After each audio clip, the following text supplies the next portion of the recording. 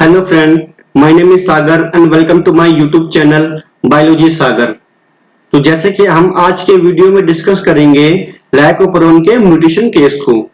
इससे पहले ये हमारी वीडियो का चौथा पार्ट होने वाला है। इससे पहले हमने 3 वीडियो बना दी है लाइकोपेरोन के पॉजिटिव रेगुलेशन और नेगेटिव रेगुलेशन और केस स्टडी में, जिसका लिंक हमने डिस्क्रिप्शन बॉक्स में दे रखा है।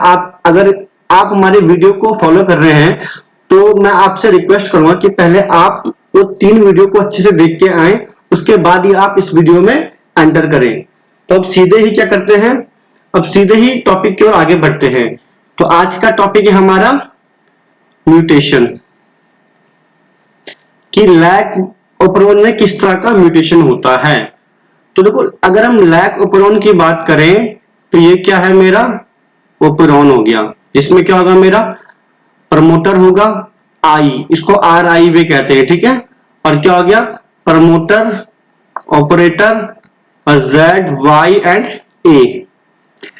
अगर ये सब के सब जो जीन है अगर ये प्रेजेंट होंगे तो इसका मतलब क्या है। देखो, पहले मैं बेसिक की बात करूंगा। अगर सपोज जो स्ट्रक्चरल जीन है हमारे जेड, वाई एंड ए, अगर ये प्रेजेंट है तो इसके ऊपर प्लस का साइन होगा। प्लस का साइन का मतलब क्या है, ये सब के सब क्या है, प्रेजेंट है। अगर in case Z, Y, A, Z present है, S के ऊपर, Y के ऊपर क्या है, माइनस है और A में प्लस है, तो मतलब क्या है, जो Y वाला जीन है वो क्या है, एब्सेंट है। बाकी ये Z क्या है, प्रेजेंट है, और A भी क्या है, प्रेजेंट है। इतना क्लियर। अच्छा, अब हम दूसरे की बात करते हैं। इसमें हम समझेंगे सिस एक्टिंग एंड ट्रांस एक्टिंग के बारे में।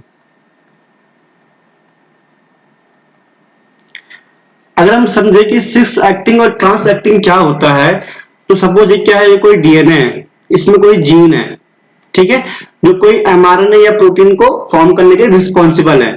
अगर इसका एक्सप्रेशन ओनली इसी डीएनए में हो रहा है और किसी और अदर डीएनए में नहीं हो रहा है, तो इस टाइप के एक्शन को हम क्या बोलेंगे, सिस एक्टिंग, क्या कहेंगे, सिस एक्टिंग कहेंगे।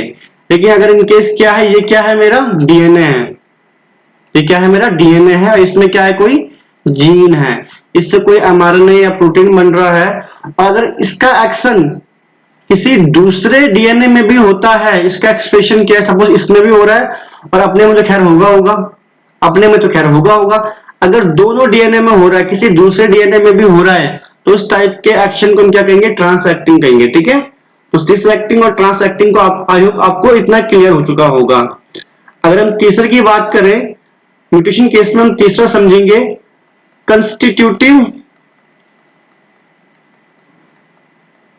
कंस्टिट्यूटिव एक्सप्रेशन, और एक टर्म आएगा इंड्यूसिबल एक्सप्रेशन।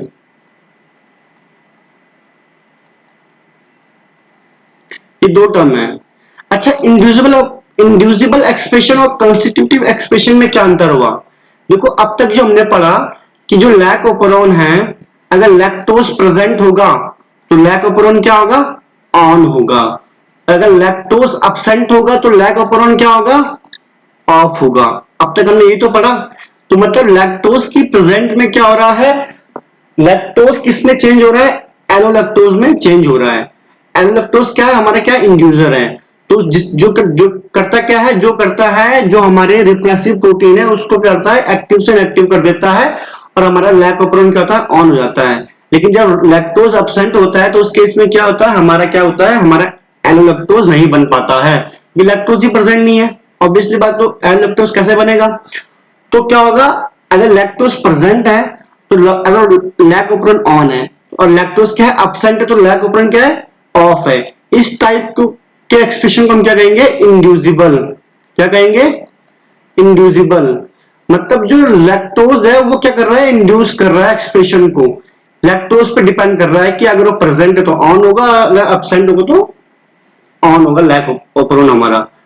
दूसरी की बात करें, अगर हमारा लैक्टोज प्रेजेंट है, तो अगर हमारा लाइकोपेरोन हमारा ऑन है और लैक्टोज एब्सेंट है, फिर भी हमारा लाइकोपेरोन ऑन है, तो इस टाइप के एक्सप्रेशन को हम कहेंगे कंस्टिट्यूटिव एक्सप्रेशन कि यहां पे लैक्टोज की प्रेजेंट और अब्सेंट कोई वैल्यू नहीं करती है, क्योंकि क्या हो चुका है, कंस्टिट्यूटिव मतलब लगातार जीन का क्या हो रहा है, ट्रांसक्रिप्शन हो रहा है, और जीन का क्या हो रहा है, कंस्टिट्यूटिव उसका एक्सप्रेशन हो रहा है। तो आई होप आपको तीनों पॉइंट समझ में आ चुके होंगे कि अगर कोई जीन प्रेजेंट होगा तो प्लस प्लस का साइन आएगा, अगर अब्सेंट होगा तो माइनस का साइन उसमें आएगा। इतना क्लियर? सिस एक्टिंग और ट्रांस एक्टिंग समझ में आ गया आपको? क्या किसी जीन में कोई प्रोटीन, कोई एमआरएनए या प्रोटीन बन रहा है, अगर उसका एक्सप्रेशन ओनली उसी डीएनए में हो रहा है तो उसको कहेंगे सिस एक्टिंग, और अगर उसके जीन या उसके एमआरएनए या प्रोटीन का एक्सप्रेशन किसी अदर जीन में भी हो रहा है तो उसको कहेंगे हम ट्रांस एक्टिंग। कंस्टिट्यूटिव और इंड्यूसिबल समझ गए? इंड्यूसिबल में क्या था, अगर लैक्टोज प्रेजेंट है तो ऑन, लैक्टोज अब्सेंट है तो ऑफ। लेकिन कंस्टिट्यूटिव में क्या है, लैक्टोज का प्रेजेंट होना या ना होना कोई मैटर नहीं करता, वो हमेशा ऑन रहेगा, जीन का एक्सप्रेशन होता रह रहा है। ठीक है, तो अब हम बात करते हैं लैग म्यूटेशन की। तो अगर हम फर्स्ट म्यूटेशन की बात करें, फर्स्ट म्यूटेशन क्या है, लैग आई नेगेटिव म्यूटेशन। क्या है म्यूटेशन हमारा, लैग आई नेगेटिव म्यूटेशन। तो आई नेगेटिव है ना, तो मतलब ये आई वाला जीन प्रेजेंट ही नहीं है। तो पहले हम क्या बनाएंगे, पहले बनाएंगे हम ओपेरॉन को। बनाओ ओपेरॉन, ये क्या है, प्रमोटर, ये क्या है, आर आई यही है, ठीक है, इंडिविजुअल वाला आई है, ये क्या है, नेगेटिव है। ये क्या है, प्रमोटर, ये है ऑपरेटर, ये हमारे स्ट्रक्चरल जीन है, जेड वाई एंड ए। इतना क्लियर?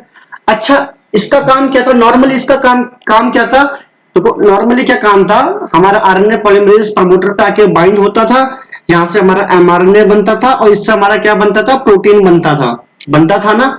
और वो प्रोटीन क्या काम करता था, अगर वो प्रोटीन एक्टिव फॉर्म में होता था, अगर कोई इंड्यूसर नहीं है तो प्रोटीन क्या करता था, भाग के कहां जाता था, ऑपरेटर पे जाके बाइंड हो जाता था, और आरएनए पॉलीमरेज के जो आगे मोशन था उसको रोकता था, आरएनए पॉलीमरेज के उसको आगे बढ़ने नहीं देता था, और जीन का एक्सप्रेशन बेसल लेवल से कम होता था। ये हमने लास्ट वीडियो में पढ़ दिया है।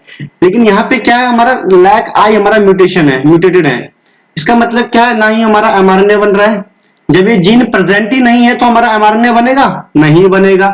अगर एमआरएनए बनेगा तो हमारा प्रोटीन भी नहीं बनेगा, क्योंकि जब हमारा एमआरएनए ही नहीं बन रहा है तो प्रोटीन कैसे बनेगा। अब प्रोटीन नहीं बनेगा तो मतलब यहाँ पे ऑपरेटर पे जाके बाइंड होने वाला भी कोई है नहीं, तो क्या आएगा, आरएनए पॉलीमरेज क्या आएगा, आराम से आएगा, प्रमोटर पे बाइंड हो जाएगा। कौन है ये, आरएनए पॉलीमरेज, और उसको रोकने वाला कोई नहीं है, और जीन का एक्सप्रेशन क्या होगा, होता रहेगा। अच्छा, जीन का एक्सप्रेशन कैसे होगा, इंड्यूसिबल की कंस्टिट्यूटिव, यहां पे होगा कॉन्स्टिट्यूटिव एक्सप्रेशन। अच्छा, कॉन्स्टिट्यूटिव एक्सप्रेशन क्यों होगा, क्योंकि यहां पे तो हमारा रिप्रेसर बन ही नहीं रहा है। जब रिप्रेसर ही नहीं बन रहा है तो उसको तो आरएनए पॉलीमरेज को रोकने वाला भी कोई है नहीं, तो जितने भी जीन है उनका लगातार जीन का एक्सप्रेशन होता रहेगा, और जो लगातार जीन के एक्सप्रेशन को हम क्या कहते हैं, कॉन्स्टिट्यूटिव एक्सप्रेशन कहते हैं। आई होप आपको लैग आई नेगेटिव समझ में आ चुका होगा। अब हम दूसरे म्यूटेशन की बात करते हैं।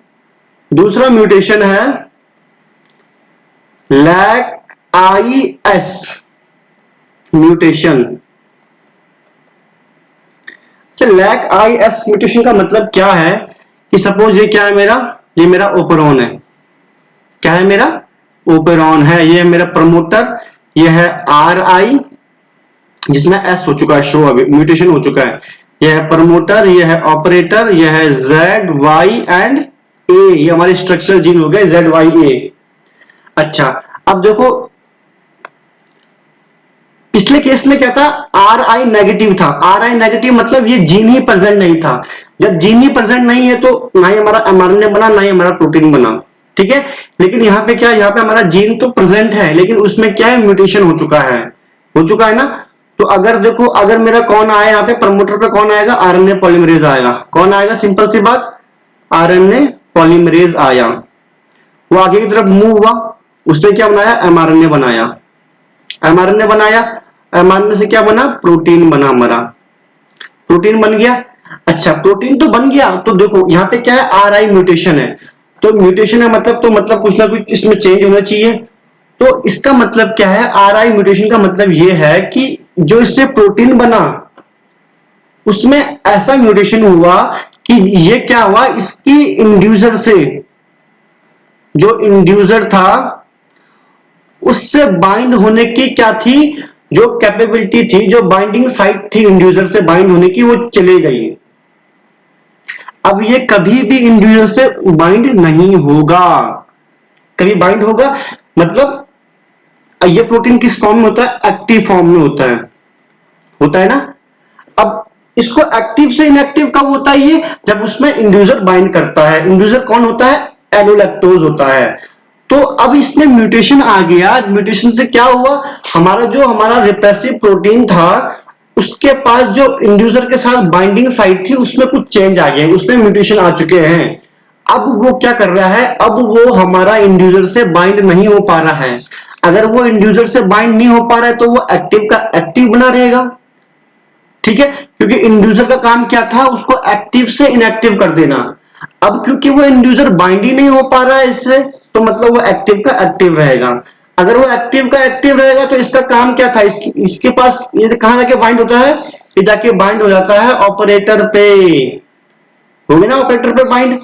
अब मुझे बताओ, अगर आरएनए पॉलीमरेज प्रमोटर पे आके बाइंड भी होता है, आरएनए पॉलीमरेज हमारा प्रमोटर पे आके बाइंड होता भी है, तो आगे मूव कर पाएगा, नहीं कर पाएगा, क्योंकि रास्ते में कौन आ गया है, रास्ते पे आ चुका है हमारा रिप्रेसिव प्रोटीन।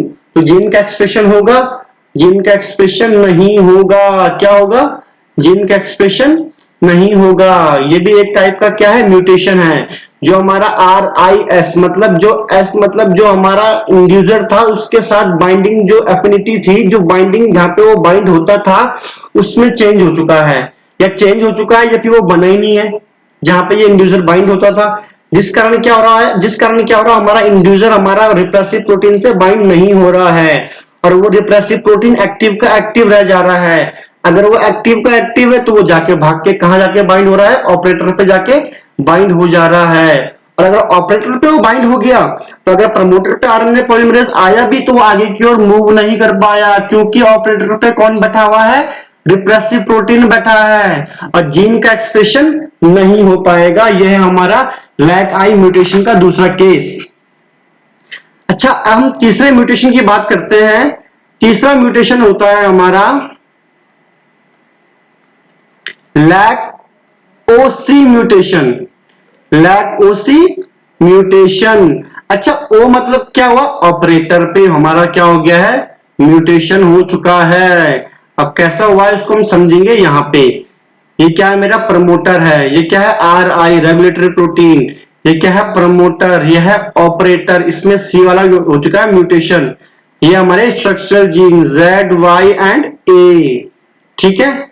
अच्छा, ऑपरेटर पे हमारा म्यूटेशन हो चुका है, इसका मतलब क्या है,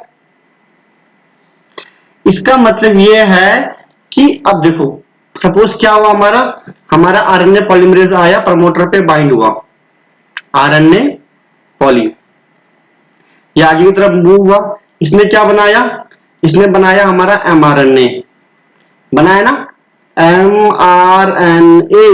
इससे हमारा क्या बना, इससे बना हमारा रिप्रेसिव प्रोटीन बना, क्या बना हमारा, रिप्रेसिव प्रोटीन बना ना, रिप्रेसिव प्रोटीन।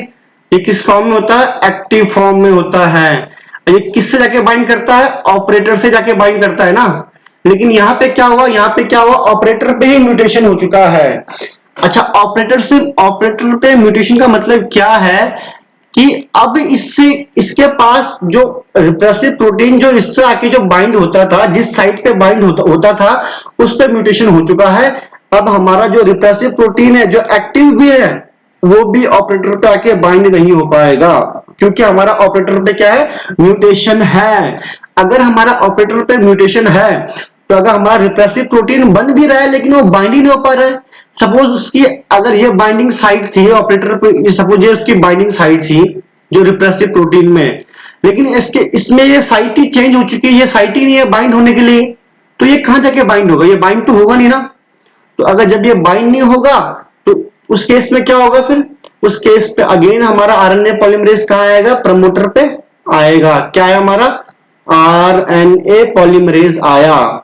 इसको रोकने वाला कोई था नहीं, क्योंकि रिप्रेसिव प्रोटीन तो प्रमोटर पे बाइंड, ऑपरेटर पे बाइंड तो हो रहा है नहीं, तो ये भाग के आगे जाएगा और क्या करेगा, जीन का क्या करेगा, कॉन्स्टिट्यूटिव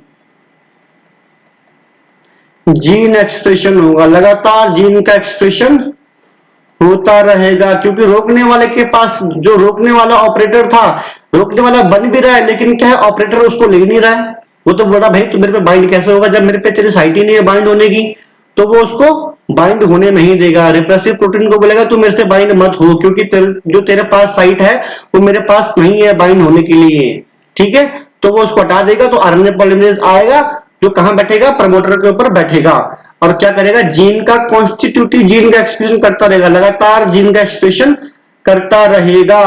तो ये तो हमने समझे अब तक के 3 cases, lac I negative, lac I S और lac O C negative, lac O C mutation हमने पढ़ा, ठीक है।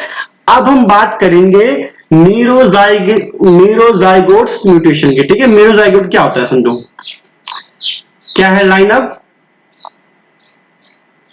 मीरोजाइगोट, जाइगोट, ठीक है। मीरोजाइगोट केस क्या होता है, देखो मीरोजाइगोट क्या होता है समझो।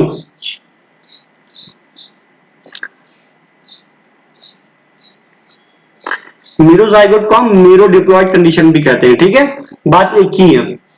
अच्छा ये समझो, ये क्या है, इनके ये क्या है, सपोज एक बैक्टीरियल बॉडी है, ये क्या है, एक बैक्टीरियल बॉडी है। अच्छा इसके यहाँ पे क्या है, ये हमारा क्रोमोजोम है, क्या है ये, क्रोमोजोम है, इतना क्लियर। सपोज क्रोमोजोम पे ये पार्ट क्या है, ये पार्ट है लैकोप्रोन का, क्योंकि देखो क्रोमोजोम मतलब डीएनए, सिंपल सी बात है। और डीएनए में सपोज ये पार्ट क्या है, ये वो पार्ट है डीएनए का जिसमें क्या है, जहां पे हमारा लैकोप्रोन प्रेजेंट है, जहां पे क्या है, हमारा लैकोप्रोन है, इतना क्लियर है। अब समझो एक और क्या है हमारे पास, एक और हमारे पास बैक्टीरियल सेल है, एक और क्या है मेरे पास, बैक्टीरियल सेल है। तो इसके पास भी सिंपल सी बात है, इसके पास भी क्या होगा हमारा, इसके पास भी अपना क्रोमोसोम होगा, और इसके पास भी कहीं ना कहीं पे क्या होगा, इसके पास भी कहीं ना कहीं पे क्या होगा, लैकोप्रोन होगा, क्योंकि ये भी क्रोमोसोम क्या डीएनए है, इसके पास भी अपना क्या होगा, लैकोप्रोन होगा, इतना क्लियर है। अच्छा देखो कुछ कुछ बैक्टीरियल सेल में क्या होते हैं, हमारे प्लाज्मिड पाए जाते हैं, क्या पाए जाते हैं, प्लाज्मिड पाए जाते हैं। ये क्या है मेरा, प्लाज्मिड, जिसमें प्लाज्मिड पाया जाता है उस टाइप के सेल को क्या कहते हैं, एफ प्लस सेल कहते हैं, ठीक है, क्योंकि इसमें क्या है, प्लाज्मिड पाया जा रहा है, ठीक है। तो कभी कभी क्या होता है, इस प्लाज्मिड के साथ क्या केस हो जाता है कि जो ये क्रोमोसोम क्या है, जो डीएनए है बैक्टीरिया का, इसका लैकोप्रोन का पार्ट कहां, इसका कुछ पार्ट कहां आ गया, सपोज क्रोमोसोम का कुछ पार्ट कहां आ गया, इधर आ गया, इस क्रोमोसोम का कुछ पार्ट कौन सा कहां आ गया, इस प्लाज्मिड पे आके इस प्लाज्मिड में आ गया। अगर सपोज उसमें क्या होगा, अगर उसमें हमारा सपोज ये पार्ट हमारा कहां आ गया, हमारा इतना डीएनए हमारा क्रोमोसोम का कहां आ गया, हमारा प्लाज्मिड से जो प्लाज्मिड था उसके पास आ गया, ठीक है। अब ये पार्ट किसके लिए रिस्पॉन्सिबल है, ये भी ये कौन सा पार्ट आ चुका है इसमें, जिसमें लैकोप्रोन वाला पार्ट है। तो अगर जब देखो, जब इसका जो क्रोमोसोम वाला पार्ट था, जो डीएनए था, अगर वो कुछ इसमें आ जाता है तो उसको हम क्या कहते हैं, उसको हम कहेंगे एफ प्राइम प्लाज्मिड, क्या कहते हैं, F prime F plus plasmid, मतलब क्या होता है, क्या उसमें सिंपल प्लाज्मिड प्रेजेंट है, ये भी क्या, ये भी एफ नेगेटिव प्लाज्मिड है, इसमें कोई प्लाज्मिड नहीं है, इतना क्लियर है।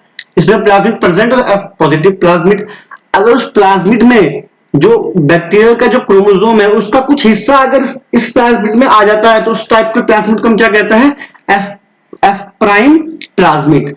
और इस प्लाज्मिड की खासियत क्या होती है, ये एक बैक्टीरिया से दूसरे बैक्टीरिया में ट्रांसफर हो सकता है थ्रू कॉन्जुगेशन। हम पढ़ते हैं तो कॉन्जुगेशन पढ़ते हैं ना, कॉन्जुगेशन एक प्रोसेस है जिसके थ्रू क्या होता है, प्लाज्मिड क्या होता है, एक के थ्रू दूसरे बैक्टीरिया में ट्रांसफर हो सकता है। अब सपोज मैंने माना कि सपोज ये क्या बाय कंजुगेशन किससे हो गया, और मेथड भी है, लेकिन सपोज मैंने माना कि कंजुगेशन के थ्रू ये क्या हो गया है, ये प्लाज्मिड कहां आ चुका है, इसके पास आ चुका है, जिसमें क्या है, जिसमें हमारा इसका भी कुछ पार्ट है, डीएनए का भी कुछ पार्ट है। तो देखो ये आ चुका है ना, और ये कौन सा पार्ट है, ये भी तो ऑपरोन का पार्ट है, ये भी क्या है, ये भी ऑपरोन का पार्ट है। तो मतलब अब देखो, अब एक ही बैक्टीरिया में कितने ऑपरोन हो चुके हैं, 2 ऑपरोन हो चुके ना ऑपरोन। अच्छा, हम मीरोजाइगोटिक भी कहते हैं, या क्या कहते हैं, हम इसको कहते हैं मीरोजाइगोटिक भी कहते हैं। देखो पार्शियल डिप्लॉइड, ये पार्शियल डिप्लॉइड क्या, एक टर्म और यूज करते हैं, पार्शियल डिप्लॉइड कंडीशन। जैसे हमारी बॉडी, हम ह्यूमन क्या है, कंप्लीटली डिप्लॉइड है। कंप्लीटली क्या है, जो हमारे पास जितने भी क्रोमोसोम 23 पेयर और क्रोमोसोम है वो हमारे पास क्या है, पेयर में है। ऐसा नहीं कि एक 22 पेयर में, एक पेयर में नहीं है, हमारे पास जितने भी सब क्या है, डिप्लॉइड है। लेकिन यहाँ पे देखो, यहाँ पे ऑन जो लैक का जो पार्ट है वही डिप्लॉइड है, बाकी तो क्या है, बाकी प्लाज्मिड का पार्ट है ना। तो इस टाइप की कंडीशन को कहते हैं मीरोजाइगोट कंडीशन। क्या कहते हैं, मीरोजाइगोट कंडीशन, या अब देखेंगे कि या फिर कहेंगे पार्शियल डिप्लॉइड कंडीशन। ये क्या कहते हैं,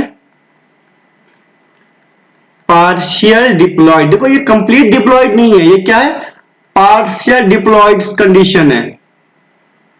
ये थोड़ा ही पार्ट आया है ना सेम, बाकी तो प्लाज्मिड है, बाकी तो अलग पार्ट है, बाकी तो क्या है, इसका पार्ट नहीं है, बस जो लैक ऑपरॉन का पार्ट है वही 2 बार आ चुका है। तो हमने कहा पार्शियल डिप्लॉइड, चलो कुछ तो डिप्लॉइड हुआ। तो इस टाइप की कंडीशन को कहते हैं मीरोजाइगोटिक या मीरो डिप्लॉइड कंडीशन। अच्छा, तो अब सपोज क्या हुआ कि सपोज अब समझो कि हमारा ये क्या है, लैक ऑपरॉन है, ये भी लैक ऑपरॉन है। सपोज इसमें कोई जीन में क्या है, म्यूटेशन है, हम क्या है, हमारा सपोज स्ट्रक्चर जीन ZYA है ना, सपोज इनमें से क्या किसी में क्या है, म्यूटेशन है। तो क्या होगा उस केस में, क्या होता है कि अगर इसके पास वो है तो वो उसको ट्रांसफर कर देता है, अगर इसके पास वो जीन है तो वो उसको ट्रांसफर कर देता है। तो अब हम इसके जो केस है उसको 1 by 1 समझते हैं। तो पहला केस क्या है, देखो एक ही बैक्टीरिया में क्या है, 2 क्रोमोसोम हो चुके हैं लैक ऑपरॉन के, ठीक है। पहला केस है कि सपोज ये है मेरा,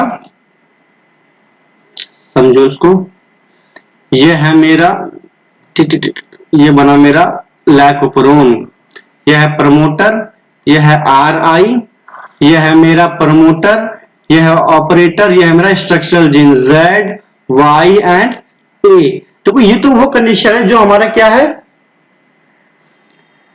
जो हमारा नॉर्मल ऑपरॉन है, ठीक है, जो हमारा क्या है, नॉर्मल ऑपरॉन है।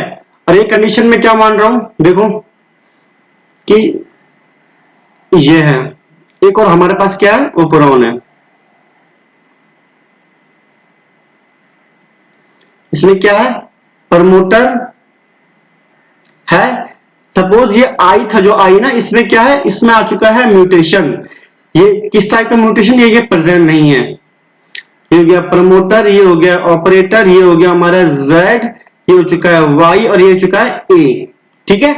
तो सपोज ये हमारा क्या है, ये हमारा कौन सा पार्ट है, मैंने माना कि ये वाला पार्ट है हमारा पास, जो लैक ऑपरॉन का, इनमें से कोई सा ही मान लो, ठीक है। इन 2 में से एक में क्या है, I नेगेटिव है, और एक में क्या है, I क्या है, नॉर्मल है। तो इस केस में क्या होता है, देखो प्रमोटर कहां के बाइंड होगा, RNA पॉलीमरेज कहां के बाइंड, RNA पॉलीमरेज यहां भी बाइंड होगा, सिंपल सी बात है। और RNA पॉलीमरेज यहां भी बाइंड होगा, यहां से भी हमारा क्या होगा, जीन का एक्सप्रेशन होगा, यहां पे भी आगे बढ़ेगा। तो देखो यहाँ पे क्या था, ये हमारा प्रोटीन, ये हमारा बनाएगा mRNA, ये जीन तो प्रेजेंट है ना, और इसके बाद क्या बनेगा, हमारा प्रोटीन बनेगा, प्रोटीन बन गया। प्रोटीन हमारा कौन सा प्रोटीन बना, ये रिप्रेसिव प्रोटीन बना। ये किस फॉर्म में होता है, एक्टिव फॉर्म में होता है ना, एक्टिव फॉर्म में, ये हमने पढ़ दिया है। लेकिन यहाँ पे समझो, यहाँ पे क्या था, यहाँ पे I नेगेटिव था, तो मतलब यहाँ पे हमारा नेगेटिव मतलब ये जीन ही प्रेजेंट नहीं है, तो हमारा mRNA बनेगा, नहीं बनेगा। अगर mRNA नहीं बना तो प्रोटीन भी हमारा नहीं बनेगा। लेकिन यहां से तो हमारा कुछ नहीं बन रहा, लेकिन यहां से तो बन रहा हमारा ना, यहां से जो हमारा रिप्रेसिव प्रोटीन बन रहा है, ये क्या करेगा, ये जाके कहां जाके बाइंड कर देगा, ये जाके इसमें भी बाइंड हो सकता है, और ये जाके इसमें भी बाइंड हो सकता है। इतना क्लियर, ये जाके इसमें भी बाइंड होगा, इसमें भी बाइंड हो सकता है। तो अगर समझो अगर लैक्टोज प्रेजेंट हुआ, लैक्टोज प्रेजेंट हुआ तो सिंपल सी बात है, तो लैक्टोज क्या करेगा, इसको इनएक्टिव कर देगा, इनएक्टिव कर देगा तो हमारा आरएनए पॉलीमरेज यहां पे आएगा और इसका एक्सप्रेशन करेगा। तो मतलब हमारा उस केस में हमारा क्या होगा, लैक ओपरॉन हमारा ऑन होगा, क्योंकि देखो ये नॉर्मल सब, क्योंकि अगर ये नहीं बना पा रहा है क्योंकि ये जीनी म्यूटेशन है, लेकिन ये तो बना पा रहा है ना हमारा रिप्रेसिव प्रोटीन। अगर हमारा लैक्टोज प्रेजेंट हुआ बैक्टीरियल सेल में, ये सब कहां हो रहा है, बैक्टीरियल सेल के अंदर हो रहा है, ठीक है। अगर हमारा लैक्टोज प्रेजेंट हुआ तो इस केस में क्या होगा, तो जो हमारा लैक्टोज है वो बनाएगा एलोलैक्टोज, वो इसमें जाके बाइंड कर जाएगा और इसको इनएक्टिव कर देगा, और जैसे इनएक्टिव करेगा तो हमारा आरएनए पॉलीमरेज यहाँ के प्रमोटर में आके बाइंड हो जाएगा और जीन का एक्सप्रेशन होगा, होगा ना। अब समझो अगर लैक्टोज क्या है, अगर लैक्टोज है मेरा अब्सेंट है, अगर लैक्टोज मेरा अब्सेंट होगा तो उस केस में क्या होगा, ये प्रोटीन एक्टिव फॉर्म में बनेगा और जीन क्या होंगे, स्ट्रक्चर जिनके होंगे हमारे ऑफ हो जाएंगे, हो जाएंगे ना, क्योंकि एक्टिव प्रोटीन कहां जाके बाइंड होगा, ऑपरेटर पे जाके बाइंड हो जाएगा। तो अब समझो जब लैक्टोज प्रेजेंट है तो एक्सप्रेशन ऑन हो रहा है, और जब लैक्टोज अब्सेंट है तो एक्सप्रेशन क्या हो रहा है, ऑफ हो रहा है। तो इस टाइप को जो एक्सप्रेशन है उसको हम क्या कहते हैं, इंड्यूसिबल, क्या कहेंगे हम, इंड्यूसिबल एक्सप्रेशन। समझ में आ गया, इंड्यूसिबल एक्सप्रेशन हो रहा है ना, इंड्यूसिबल एक्सप्रेशन। तो इस टाइप के एक्सप्रेशन को हम कहते हैं इंड्यूसिबल एक्सप्रेशन। देखो ये ट्रांस एक्टिंग भी है ना, देखो एक ही, देखो इससे जो हमारा प्रोटीन फॉर्म हुआ है वो यहां भी काम कर रहा है, यहां भी काम कर रहा है, तो ट्रांस एक्टिंग भी हो चुका है। तुम चाहो उसको कहो ट्रांस एक्टिंग, जो लैक आई म्यूटेशन होता है वो होता है ट्रांस एक्टिंग। समझ में आ गया, जो लैक आई के म्यूटेशन होते हैं वो होता है ट्रांस एक्टिंग म्यूटेशन होते हैं। अब हम दूसरे केस की बात करते हैं। दूसरा केस क्या, सपोज दूसरा केस है कि हमारे जो ऑपरेटर है उसमें हमारा म्यूटेशन हो चुका है, ओसी म्यूटेशन, ओसी म्यूटेशन। तो इनकेस मैंने क्या माना, देखो मैं क्या मान रहा हूं, ये क्या है मेरा, ये है मेरा स्ट्रक्चरल जीन, सॉरी ये मेरा ऑपरेन का पार्ट है। ये क्या है, प्रमोटर, आई आर आई बोलते हैं इसको, इसको बोलते हैं प्रमोटर। ये है ओसी जिसमें म्यूटेशन हुआ है, और जेड वाई एंड ए, यही तो होता है ना स्ट्रक्चरल जीन। और दूसरा क्या है मेरे पास, दूसरा मेरे पास एक और क्या है, लैक ओपरॉन है मेरे पास, है ना। इसमें क्या है, प्रमोटर है, ये आर आई है, ये क्या है, प्रमोटर है।